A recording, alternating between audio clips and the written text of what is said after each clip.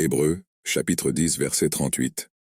Mais mon juste vivra par la foi, et s'il recule, mon âme ne prend pas plaisir en lui.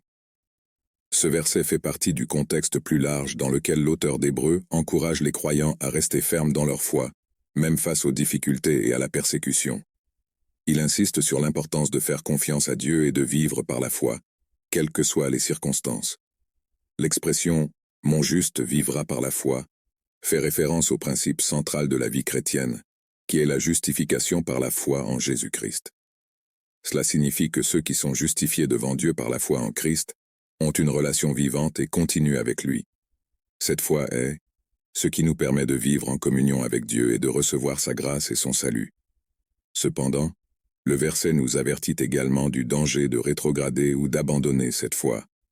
Rechuter signifie revenir en arrière, abandonner la confiance en Dieu et en sa promesse de salut.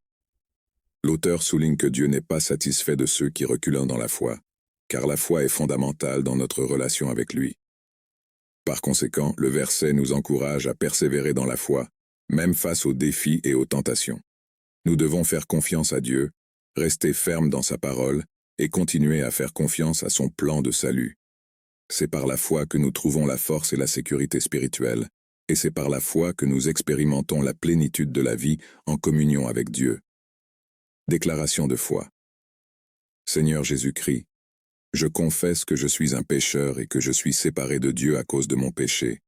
Je me repens de mes péchés, et je reconnais le Seigneur Jésus-Christ comme le seul et suffisant sauveur de ma vie, et dirige-moi à la vie éternelle, et écris mon nom dans le livre de vie. Amen.